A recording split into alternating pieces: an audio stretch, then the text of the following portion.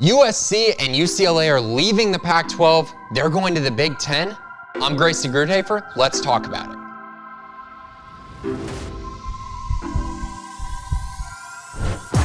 Welcome in. Of course, we're talking USC and UCLA, and what a day it was. The news broke, and I think everyone in the college football world, especially media people and personalities, it was the first thing they had to talk about.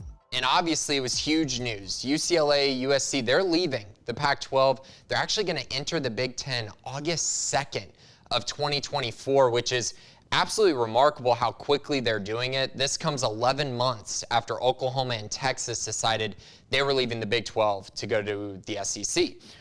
Obviously, huge news, so let's kind of talk about this from various kind of landscapes a little bit. So we're going to talk about it specifically the Pac-12, but also the kind of reaction to the Big Ten as well.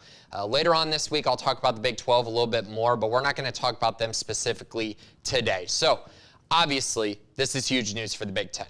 They're keeping up with the SEC. And as we all know, college football is becoming all about acquiring assets. And that's exactly what the Big Ten did. They're in the LA market now with USC and UCLA. And things are trending towards this super conference thing. You know, that everyone keeps talking about. 2 super conferences, right? SEC, Big Ten, those are going to be the 2 conferences, and that's it. There's going to be 40 teams, and we're going to forget about everyone else. That's what a lot of people have been talking about recently, but I don't know if that is quite true yet. I'll explain that later. But as far as the Big Ten goes, you see this kind of transformation, and they don't really care about the fact that, you know, Minnesota is going to have to play USC, that UCLA is going to travel all the way to Rutgers to play them. It doesn't matter. I think the part that matters is the money part and the new TV contract. And I don't think people have talked about the TV contract quite enough. The Big Ten's been working on negotiating, finalizing a new TV contract, and it was supposed to happen this summer. Why has it not happened yet? Well, I think we might have found out the answer. And to be honest, it makes a ton of sense. USC, UCLA join, now that piece of the pie just keeps getting bigger. And now they have more to negotiate with, right? When you're adding 2 high-quality programs, but also a huge media market as well, I think signs are pointing to this being a $1 billion or more new deal for the Big Ten. So that's massive for them as well. They're keeping up with the riches in the SEC, which is, I think, another huge part about this. You want to have the talent, you want to have the teams, you want to have the programs to compete with the SEC, and I think they're finally at a place where maybe they can do that. I don't think they're as talented as the SEC, but they're definitely trending upwards now. Switching focus a little bit. The Pac-12, they're in trouble, right? I mean, we all know they're in a lot of trouble. And the reason for it is because you're kind of sitting here and you're going, okay, so those 2 programs are gone. Now, who do you have left? The Big 12 did that last summer where you sat there and went, okay, who's their biggest program now? And for the Pac-12, it's Oregon. Everyone thinks it's Oregon, but it's very clear that Oregon doesn't want to be a part of the Pac-12 either. It seems like they're ready to get out to the Big Ten, or maybe even independent, or maybe even the Big 12 could snoop in and just kind of randomly add them. I don't think that's really more likely. I think it's probably independent or a Big Ten. And if they lose Oregon, that's going to really cause even more of a ripple effect, because then you're talking Washington might follow them. You could see Cal and Stanford leave as well, and then they're really just becoming a shell of themselves. Also, the Big 12 is definitely going to be looking at the Pac-12 too, and everything is just kind of falling apart in front of their eyes, and now it's up to the Pac-12 to make a decision.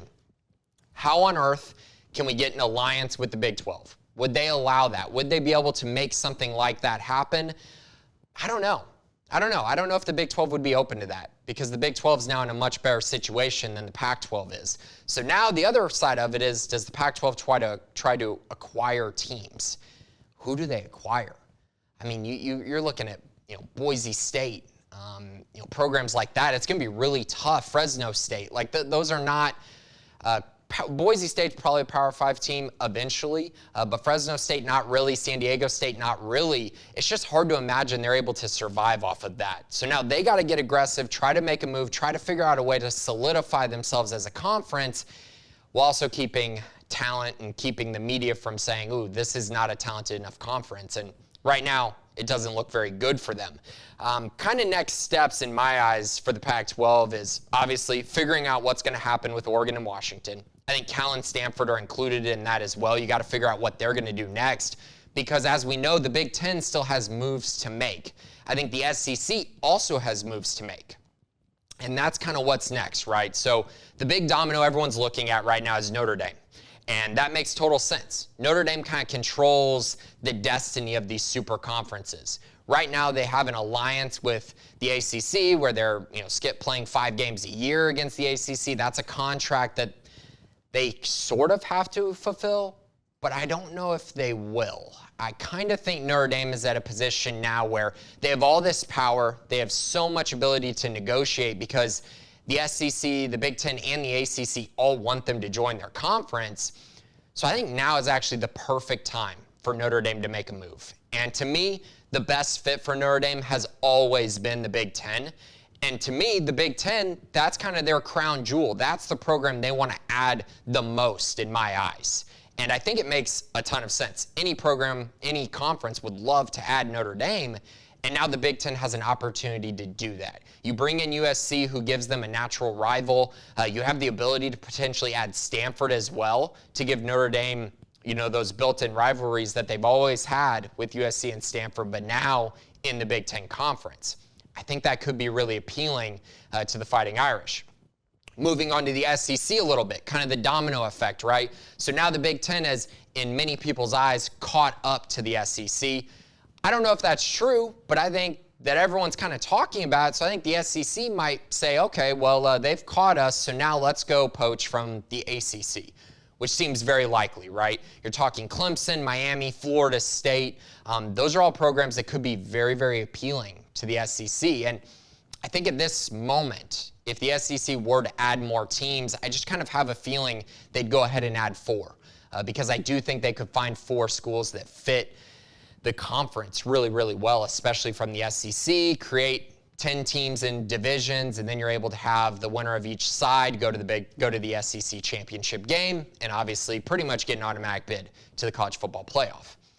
That's kind of where the SEC is at, and that ACC domino effect now would impact the Big Ten to go add even more frantically.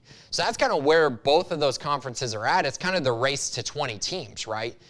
And I don't even know if it has to be a race. I think it's the inevitable, right? That those two conferences are going to have 20 teams eventually. It's just a matter of how soon. How soon does that happen? And I think the next big domino is that Notre Dame decision. We don't know what they're going to decide. We don't know if they're even going to decide. They've been independent forever and are making a ton of money off of it. But I think right now is the time for them to kind of think about the future of the college football playoff and think about if being independent is really a solid position to be in. Because at this time, I don't think it's as solid as it has been in the past. And I think eventually Notre Dame's going to have to make a decision. And if they make the decision to join the Big Ten with this new TV deal coming, I mean, that could add millions and millions of dollars to that deal as well, to add a program like Notre Dame along with whoever else they add to get back to an even number.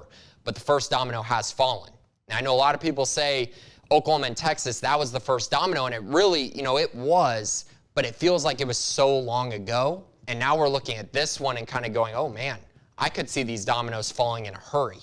I could see the Pac-12, getting down to 6 teams very soon. I could see the Big Ten going up to 20, SEC going up to 20, and then the ACC potentially dropping down to 10, 12 teams as well. So this is where we're at. This is where college football is at, and, I don't love it. It gets rid of a lot of those natural rivalries. The geography is very fuzzy and very weird, but at the end of the day, these are the decisions that have to be made for the money. And that's what these two conferences are doing, the Big Ten and the SEC. They're playing keeping up with right now, and they're keeping up with each other, while all the other conferences now have to figure out what's next for them.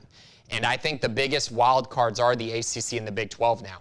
That's where we're at. Those two conferences are trying to control their own destiny and try to be that third super conference. Because at this time, I do think there is a realistic expectation that there are going to be 2 20-team conferences, but I also think there could be a third one. And I don't think people are talking about that enough, because if you look around kind of all the different conferences, I think you can realistically get to 60 teams who should and could have a shot at a national championship and have the brand power to actually elevate a conference to that point. So now it's those two that in my eyes have to make the biggest decision here. But with this decision by USC and UCLA, we're kind of at a point where something's got to give. Something's going to break here, something's going to break there, and it just is kind of leaking all over the place. And now we got to figure out, where does everything fall? And there's going to be a lot of uncomfortable meetings, I feel like, by all of these conferences, and a lot of big decisions to be made by some of the biggest brands in college football who are on the out looking in at this moment. But for today, this is Grayson Grudhoefer, and this has been CFB with JD.